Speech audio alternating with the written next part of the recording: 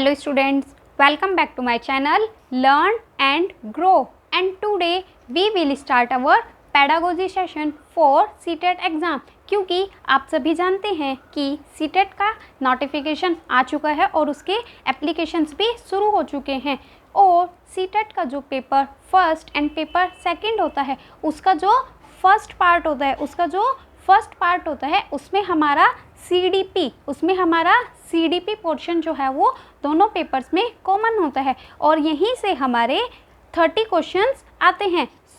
इसीलिए हम अपना पेडागोजी सेशन शुरू करने जा रहे हैं, और उसमें हमारा फर्स्ट टॉपिक है चाइल्ड डेवलपमेंट हमारा पेडागोजी का सबसे इम्पॉर्टेंट टॉपिक है और बेसिक टॉपिक होता है, और इस टॉपिक से सीटेट में बहुत सारे क्वेश्चंस रिपीट होते हैं, और इसीलिए हम इसी टॉपिक से अपना पेडागोजी सेशन शुरू करेंगे।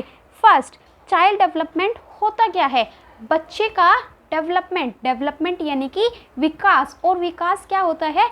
बच्चे में होने वाले चेंजेस, यानी कि जो बच्चे में धीरे धीरे चेंज होते हैं। जब बच्चा पैदा होता है उसके बाद जब बच्चा बड़ा होने लगता है तो बच्चे में जो चेंजेस होते हैं उसी को हम क्या कहते हैं? डेवलपमेंट कहते हैं, यानी कि बच्चे का धीरे धीरे विकास हो रहा है।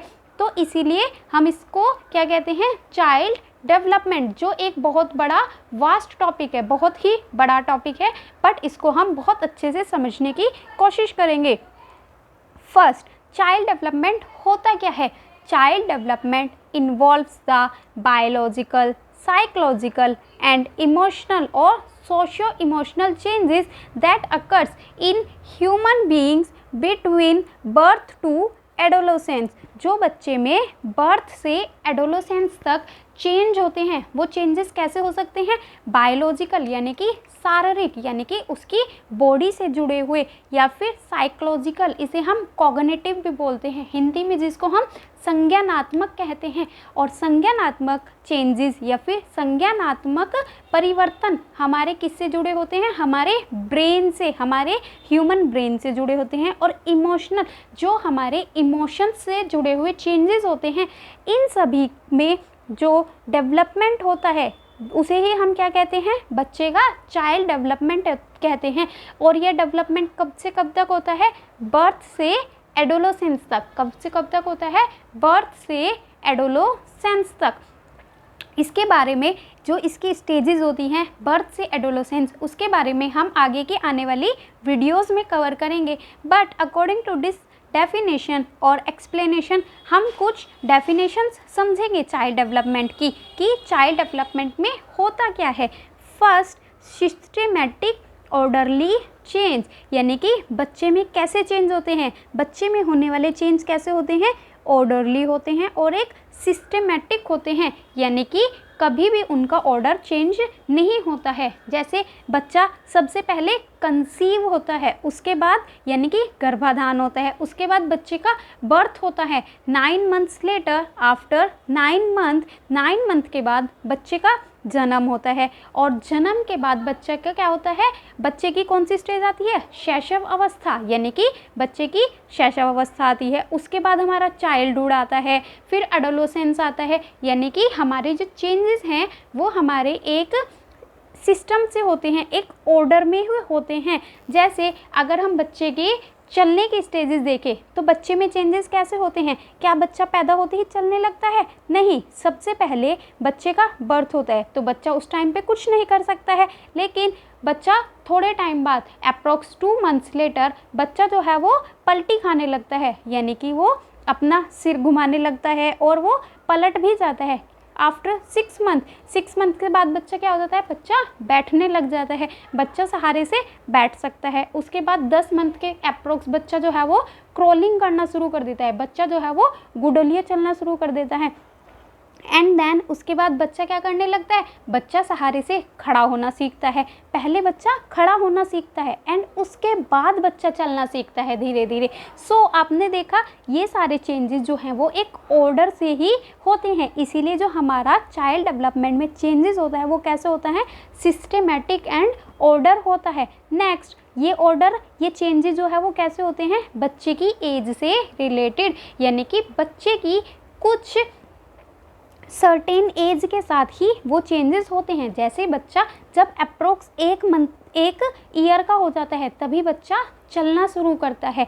बहुत से बच्चे देरी से भी शुरू करते हैं चलना, लेकिन जो हमारी एज फिक्स है या फिर हम उसको एक एवरेज एज मान सकते हैं बच्चे के चलने के लिए, वो कौन सी होती है? 1 ईयर होती है। नेक्स्ट आगे हमारा होता है दो तरह के चेंजेस होते हैं, एक क्वालिटेटिव यानी कि गुणात्मक चेंज और एक क्वांटिटेटिव यानी कि मात्रात्मक चेंज।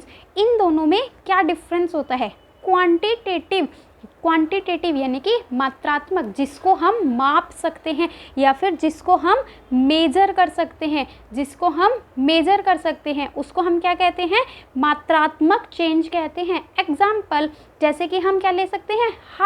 हाइट को हम माप सकते हैं। जी हाँ, बिल्कुल। टाइम टू टाइम बच्चे की हाइट जो है वो बढ़ती जाती है और हम उसको नापते हैं। ऐसे ही वेट क्या होता है? वेट को भी हम मेजर कर सकते हैं। आप सब कमेंट बॉक्स में कमेंट ज़रूर करें कि बच्चे का बर्थ के टाइम पर वेट कितना होता है। और वेट जो है वो हमारा इसीलिए कहे में आ जाता है क्वांटिटेटिव यानी कि मात्रात्मक चेंज में आ जाता है। नेक्स्ट हमारा क्या होता है? क्वालिटेटिव चेंज में क्या होता है? हमारा गुणात्मक यानी कि जिसमें गुण में चेंज होता है, इसीलिए इसको क्या बोलते हैं हम? क्वालिटेटिव यानी कि क्वालिटी में चेंज होता है। अच्छा, एग्जाम्पल देखो इसके क्या हो सकते हैं? जैसे कि थिंकिंग। क्या बच्चा जब शुरू में पैदा होता है तो क्या बच्चा थिंकिंग कर पाता है? उसकी थिंकिंग जो है वो सिर्फ अपने एनवायरनमेंट को लेके होती है, और एनवायरनमेंट में भी सिर्फ उसके मदर को लेके, क्योंकि सबसे ज़्यादा बच्चा कनेक्टेड किससे होता है? अपनी मदर से रिलेटेड होता है। नेक्स्ट, जैसे ही बच्चा धीरे धीरे बढ़ने लगता है तो उसकी थिंकिंग क्या होती है? उसकी थिंकिंग डेवलप होनी शुरू हो जाती है। बच्चे की थिंकिंग डेवलप होनी शुरू हो जाती है। और क्या होता है? एडोलेसेंस में आते आते यानी कि जब बच्चा 12 से 13 साल का होने लगता है तब तक बच्चे की थिंकिंग पूरी तरह से डेवलप हो चुकी होती है। नेक्स्ट आगे है हमारा जैसे कि फिंगर कंट्रोल। हमारा एग्जाम्पल क्या हो सकता है? Finger control. जैसे कि बच्चा जब पैदा होता है तो क्या वो फिंगर्स को अपने कंट्रोल में कर पाता है? नहीं। आपने अपने बच्चे के साथ रिफ्लेक्स एक्शन जरूर देखा होगा कि जब आप बच्चे को ऐसे अपनी उंगली पकड़ाते हो तो बच्चा क्या करता है? उसको पूरी मुट्ठी में बंद कर लेता है। इसको हम क्या बोलते हैं? रिफ्लेक्स एक्शन, यानी कि बच्चे के वे एक्शन जो अपने आप होने लगते हैं।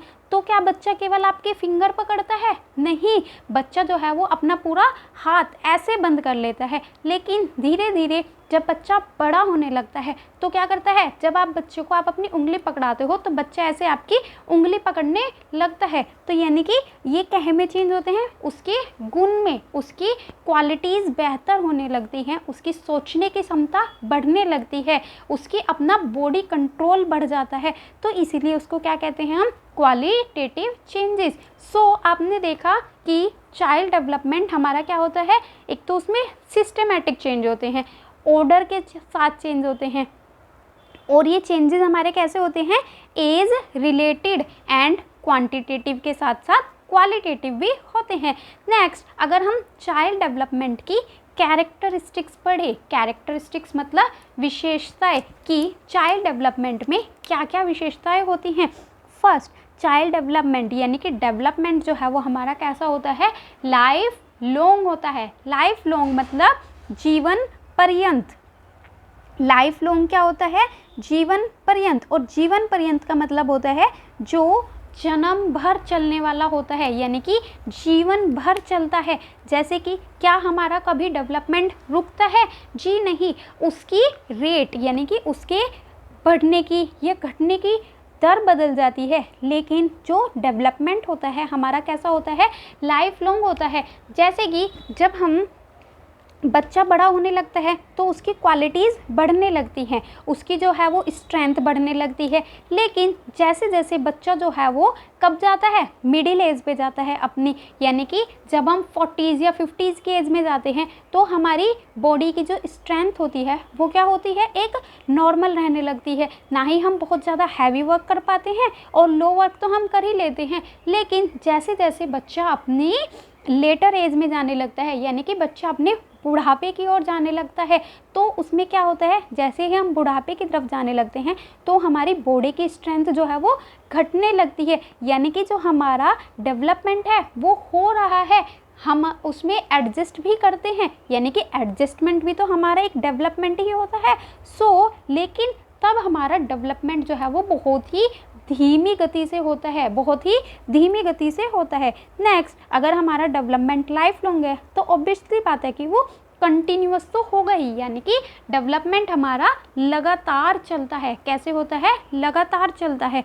Next, start from prenatal, जैसे कि हमने पढ़ा कि बच्चे में हमें चेंजेस कब से दिखने लगते हैं? बर्थ से। लेकिन डेवलपमेंट शुरू कहाँ से हो जाता है? प्री नेटल, फर्स्ट डे से, जब बच्चा गर्भ में धारण होता है, यानी कि गर्भाधान होता है बच्चे का, तभी से बच्चे में चेंजेस होने, यानी कि उसका डेवलपमेंट होना शुरू हो जाता है। क्योंकि बच्चा जो है वो क्या होता है? एक सेल, बच्चे में क्या होता है? सिर्फ एक पॉइंट जैसी सेल से बच्चा पूरा बॉडी बना लेता है, बच्चा पूरा बॉडी बना लेता है। तो यहाँ पे देखें, हमने एक पॉइंट जैसी सेल से पूरे बॉडी में कन्वर्ट कर लिया, तो यानी कि उसमें उसका क्या हुआ? फिजिकल डेवलपमेंट, यानी कि उसके हैंड्स भी डेवलप हुए हैं, उसके लेग्स भी डेवलप हुए हैं, उसके पूरे बॉडी ऑर्गन्स भी डेवलप हुए हैं, उसका ब्रेन भी डेवलप होता है। तो यानी कि बच्चे का डेवलपमेंट कहाँ से शुरू हो जाता है? प्री नेटल से। जिस दिन बच्चा गर्भाधान में आता है उसी दिन से बच्चे का डेवलपमेंट शुरू हो जाता है। और ये डेवलपमेंट कैसा होता है? हमारा लाइफ लॉन्ग होता है। और ख़त्म कहाँ पे होता है? जब हमारी डेथ हो जाती है। इसी से हम क्या कह सकते हैं कि हमारा डेवलपमेंट लाइफ लॉन्ग होता है और कंटिन्यूअस होता है। नेक्स्ट हमारा क्या होता है? Holistic development. होलिस्टिक डेवलपमेंट क्या होता है कि बच्चे के सभी डोमेन्स में, बच्चे के सभी पक्षों में चेंज होता है, जैसे कि उसके शारीरिक पक्ष, संज्ञानात्मक पक्ष, यानी कि उसके बॉडी में भी चेंज होता है, उसके ब्रेन में भी चेंज होता है, उसके इमोशंस में भी चेंज होता है। जब इन सभी पक्षों में एक साथ चेंज होता है तो उसको हम क्या कहते हैं? होलिस्टिक डेवलपमेंट, यानी कि उसको हम क्या कहते हैं? Holistic development. सभी पक्षों में विकास होता है तो उसे हम कहते हैं holistic development. Have both qualitative and quantitative changes. हम इसके बारे में अभी ऊपर पढ़ चुके हैं, जैसे कि क्वांटिटेटिव का क्या एग्जाम्पल हो जाता है? हमारा हाइट हो जाती है। और हमारा क्वालिटेटिव का क्या हो जाता है? थिंकिंग हो जाती है। Not same at all stages, जैसे कि मैंने आपको बताया था, जब हमारा बुढ़ापा आने लगता है या फिर हम जब नियर टू डेथ होने लगते हैं तो हमारा क्या होता है? डेवलपमेंट बहुत धीरे धीरे होने लगता है। तो यानी कि सभी स्टेजेस पे एक समान नहीं होता है। और आपने देखा होगा कि प्री नेटल में हम एक सेल से एक पूरी बॉडी बना लेते हैं, तो यानी कि यहाँ पे डेवलपमेंट जो है वो बहुत तेज़ होता है। उसके बाद बच्चे का जो है वो डेवलपमेंट, जब हमारा बच्चा 6 या 7 ईयर्स का होता है, जब 12th तक का होता है, जब 6 से 12 एज तक का होता है, तो बच्चे का डेवलपमेंट जो है वो बहुत धीमे हो जाता है, क्योंकि उस टाइम पे हमारी हाइट में भी कोई ज़्यादा चेंजेस नहीं होते हैं। ये था हमारा चाइल्ड डेवलपमेंट, उसकी डेफिनेशंस एंड उसकी कैरेक्टरिस्टिक्स के बारे में। अब हम पढ़ते हैं कि हमारे चाइल्ड डेवलपमेंट के डोमेन्स कौन कौन से होते हैं, यानी कि उसके पक्ष कौन कौन से होते हैं। हमने ऊपर डेफिनेशन में पढ़ा था कि हमारे डोमेन कितने होते हैं? 3 होते हैं। एक तो फिजिकल डोमेन, कॉग्निटिव डोमेन और सोशियो इमोशनल डोमेन। और इन्हीं में चेंजेस होते हैं जिससे हमारा चाइल्ड का डेवलपमेंट होता है। फर्स्ट फिजिकल डोमेन क्या होता है? जिसमें हमारा बॉडी रिलेटेड चेंजेस होते हैं। कॉग्निटिव डोमेन क्या होता है? जिसमें हमारा ब्रेन रिलेटेड चेंजेस होते हैं। और सोशियो इमोशनल डोमेन क्या होता है? जिसमें हमारा इमोशनल या फिर इमोशंस से रिलेटेड चेंजेस होते हैं। अब हम इन डोमेन्स के बारे में अच्छे से कवर करेंगे। फर्स्ट डोमेन कौन सा था हमारा? बायोलॉजिकल या फिर physical domain of development. Biological या फिजिकल डोमेन ऑफ डेवलपमेंट, ये किससे रिलेटेड होता है हमारा? फर्स्ट हमारा बॉडी से रिलेटेड होता है। बायोलॉजिकल डोमेन हमारा किससे रिलेटेड होता है? बॉडी से रिलेटेड होता है। इसमें क्या क्या होता है हमारा? कंसिस्ट करता है ये ग्रोथ एंड डीके, यानी कि इसमें हमारी वृद्धि भी होती है। ग्रोथ क्या होता है हमारी वृद्धि, और डीके क्या होता है हमारा क्षय। अब जब हमारा वृद्धि और क्षय कैसे होता है, वृद्धि तो आप जैसे जानते ही हमारी ग्रोथ किस में होती है, हम इजीली इसको देख सकते हैं एज एग्जाम्पल ऑफ हाइट या फिर वेट। जैसे जैसे हम बच्चा बड़ा होता जाता है तो उसकी हाइट में ग्रोथ होने लगती है, उसकी हाइट में वृद्धि होती है और उसके वेट में भी वृद्धि होने लगती है, यानी कि उसका वेट भी बढ़ने लगता है। बट डीके कैसे होता है, जैसे कि जब बच्चा बड़ा होने लगता है तो पहले तो उसकी हाइट जो है वो बढ़ती है, लेकिन जब बच्चा एट लास्ट स्टेज पे आ जाता है, जब हम बुजुर्ग यानी कि डेथ वाली स्टेज पे आ जाते हैं, तो आपने देखा होगा कि हम अपना बॉडी पे से कंट्रोल लॉस्ट करने लगते हैं। जैसे कि हमारे हाथों में जो है वो, हमारे हैंड्स में शिवरिंग होने लगती है, हमारे हाथ जो है वो कांपने लगते हैं। इसीलिए हमारा वहाँ पे क्या हो जाता है, डीके। पहले बच्चे ने क्या किया था, अपनी बॉडी पे कंट्रोल पाया था, लेकिन बाद में क्या हुआ, उसका डीके होने लगा, यानी कि वो अपनी बॉडी से कंट्रोल लॉस्ट करने लगता है। हम बहुत जल्दी गिर जाते हैं जब हमारा बुढ़ापा आ जाता है, जब हम लास्ट स्टेज पे आने लगते हैं तो क्या होता है, हमारे पैर जो है वो ज़्यादा अच्छे से हम उनको कंट्रोल नहीं कर पाते, जिसकी वजह से हम इजीली गिर भी जाते हैं। एग्जाम्पल क्या हो सकते हैं हमारे बायोलॉजिकल चेंज के, जैसे कि साइज़, बॉडी का साइज़ बढ़ता जाता है। अपीयरेंस यानी कि चेहरा, बच्चा जब पैदा होता है तो उसका चेहरा बहुत छोटा सा होता है, लेकिन जैसे जैसे बच्चा बड़ा होता जाता है तो उसकी आइज़ भी बड़ी होने लगती हैं, उसके लिप्स का डेवलपमेंट होने लगता है, उसके ओवरऑल फेस का डेवलपमेंट होता है, जिससे वो अपना एक फिक्स साइज़ ले लेता है और उसके अपीयरेंस जो है वो थोड़े टाइम बाद फिक्स हो जाती है। नेक्स्ट हो जाता है फंक्शनिंग, जो भी हम अपने कार्य करते हैं, जैसे कि चलना, खाना पीना, दौड़ना, ये सब हमारे किस में आते हैं, फिजिकल डोमेन में आते हैं। नेक्स्ट आ जाता है परसेप्शन। परसेप्शन क्या होता है, परसेप्शन होता है इंफॉर्मेशन को रिसीव करना, और किसी भी इंफॉर्मेशन को रिसीव करने के लिए हम किसका यूज़ करते हैं, अपनी सेंसेस का। एग्जाम्पल, जैसे कि हमारी 5 सेंसेस होती हैं, तो देखने के लिए हम किस सेंस का यूज़ करते हैं, अपनी आइज़ का यूज़ करते हैं। और अगर हमें कोई इन्फॉर्मेशन सुन के रिसीव करनी है तो हम किसका यूज़ करते हैं, अपने ईयर्स का। और अगर हमें किसी चीज़ का टेस्ट करना है तो हम अपनी टंग का यूज़ करते हैं। बट अगर हमें किसी चीज़ को गर्म है या ठंडा है या कैसा है, उसकी इस स्टेट का पता लगाना है तो हम अपनी स्किन का यूज़ करते हैं। So by using our senses to receive information is called perception, मतलब कि अपने सेंसेस का यूज़ करते हुए इंफॉर्मेशन को रिसीव करना क्या कहलाता है, हमारा परसेप्शन कहलाता है। नेक्स्ट हो जाता है हमारा मोटर एबिलिटीज़। मोटर एबिलिटीज़ क्या होती हैं, मोटर एबिलिटीज़ रिलेटेड होती है हमारी मसल्स से। किससे रिलेटेड होती हैं, हमारी मसल्स से रिलेटेड होती हैं। जो भी एबिलिटीज़ या जो भी वर्क हम अपनी मसल्स का यूज़ करते हुए करते हैं, किसका, हम अपनी मसल्स या फिर बोन्स का यूज़ करते हुए जो भी एबिलिटीज़ परफॉर्म करते हैं, वो सब हमारे किस में आ जाती हैं, मोटर एबिलिटीज़ में आ जाती हैं। जैसे कि राइटिंग मैं अपनी मसल्स का यूज़ कर रही हूँ, मैं अपनी मसल्स का यूज़ करते हुए पेन को होल्ड करती हूँ और पेन को होल्ड करते हुए मैं राइट करती हूँ, तो ये मेरी कौन सी है, मोटर एबिलिटीज़ हो जाती हैं।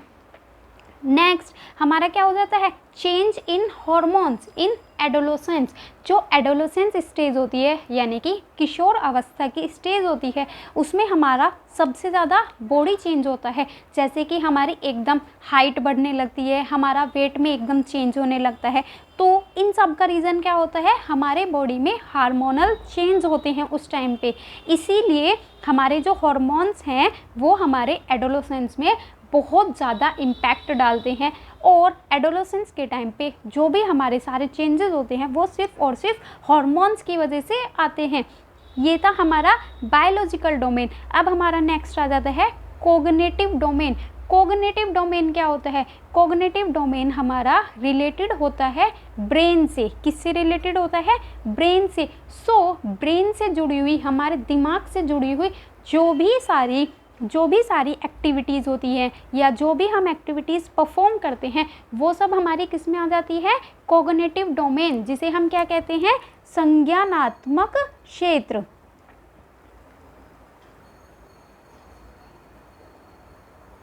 इसको हम क्या बोलते हैं बच्चों? संज्ञानात्मक क्षेत्र। तो हमारी ब्रेन से रिलेटेड सारी एक्टिविटीज़ किस में आ जाती हैं? कोग्निटिव में।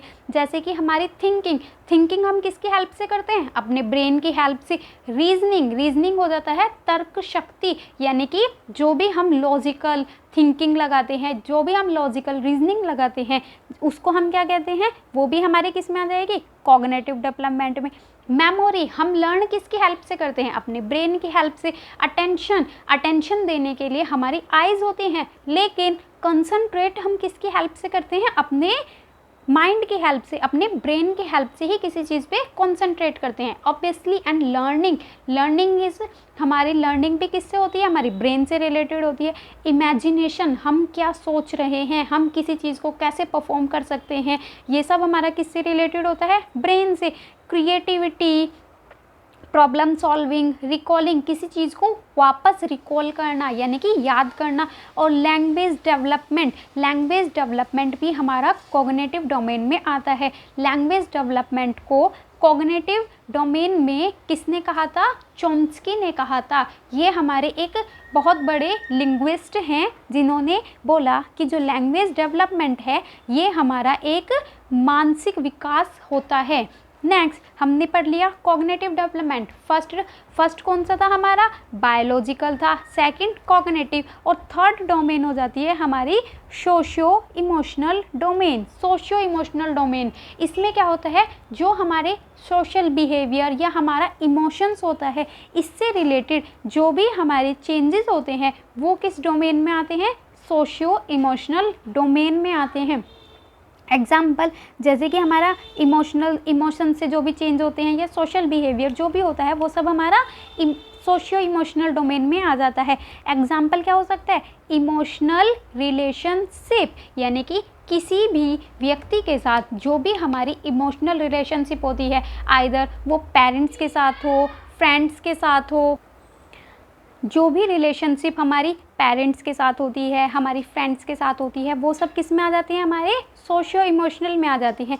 इंटरपर्सनल स्किल्स क्या होती हैं? जो हम अदर पर्सन यानी कि दूसरों के साथ जो हमारी बात करने की स्किल होती है, उनके साथ कम्युनिकेशन करने की स्किल्स होती हैं, वो भी हमारे किस में आ जाती है? सोशियो इमोशनल में। फ्रेंड्स, मॉरल, राइट, क्या रोंग है, क्या राइट है, ये सब हमारे किस पे डिपेंड करता है? हमारे इमोशनल डेवलपमेंट में।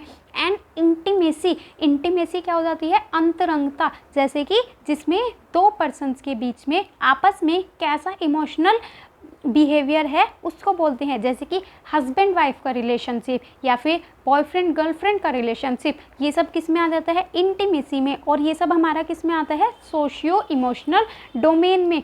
एंड इसके और अदर एग्जाम्पल्स क्या हो सकते हैं? जैसे कि बच्चा जो है वो स्माइल करता है मदर के टच पे, जब बच्चा स्माइल करता है तो वो भी किस में आ जाएगा? सोशियो इमोशनल में आ जाता है। और सेपरेशन एंजाइटी, जब हम छोटे बच्चे को उसकी मदर से लेने की कोशिश करते हैं तो बच्चा क्या करता है? मना कर देता है, वो नहीं आना चाहता, तो इसको क्या बोलते हैं हम? सेपरेशन एंजाइटी, क्योंकि वो उस टाइम पे सिर्फ और सिर्फ अपनी मदर से टच में होता है। नेक्स्ट हमने तीनों डोमेन्स के बारे में पढ़ लिया। अब हम पढ़ेंगे कि इन तीनों डोमेन्स की क्या कैरेक्टरिस्टिक्स हैं। तीन डोमेन्स कौन सी होती है? Physical domains, cognitive domain and socio emotional domain. So इनकी कैरेक्टरिस्टिक्स क्या होती है? और जब ये तीनों डोमेन्स एक साथ मिलकर वर्क करती हैं तो हमारा क्या होता है? चाइल्ड डेवलपमेंट होता है। So process are not separated. जो ये तीनों प्रोसेस होती हैं यानी कि फिजिकल चेंज, कॉग्निटिव चेंज और सोशो इमोशनल चेंज होते हैं, ये कभी भी अलग अलग नहीं होते हैं, ये तीनों आपस में जुड़े होते हैं। All domains are interrelated. सभी के सभी डोमेन्स आपस में एक दूसरे से जुड़ी होती हैं। And all domains are bidirectional. Bidirectional यानी कि दो डायरेक्शन में काम करती है।